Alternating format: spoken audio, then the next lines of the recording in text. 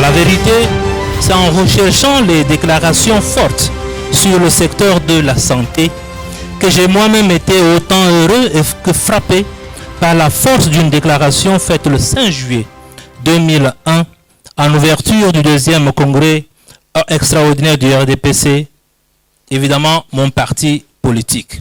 Je le cite: « Aussi longtemps qu'un Camerounais ne mangera pas à sa faim, qui n'aura pas accès à l'éducation, qui ne recevra pas les soins de santé auxquels il a droit, notre tâche ne sera pas terminée. » Fin de citation.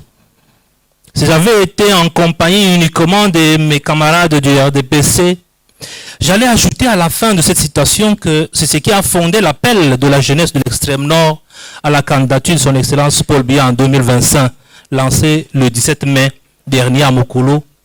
Mais là également, ce n'est pas le sujet, donc passons. À partir de cette citation, j'ai lu plusieurs autres de la même puissance. Et je me suis convaincu que d'autres Camerounais, des lecteurs, seraient intéressés de lire ou de relire ce que notre chef de l'État a pu dire de beau, de grand, de profond et de passionnant depuis son accession à la magistrature suprême le 6 novembre 1982. J'ai donc choisi de revisiter les prises de parole du président de la République afin d'identifier les phrases choc, celles qui sont déjà connues et récitées, y compris par les plus jeunes qui n'étaient même pas encore nés quand il les prononçait.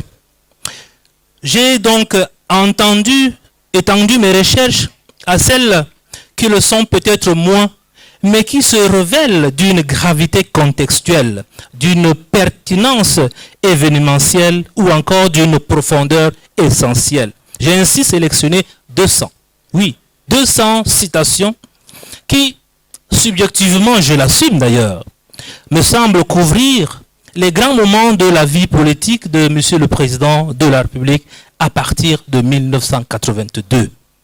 J'ai néanmoins gardé constant à l'esprit le souci, pas des petites phrases, mais de rendre justice à un discours qui guide et dirige un des pays les plus complexes au monde.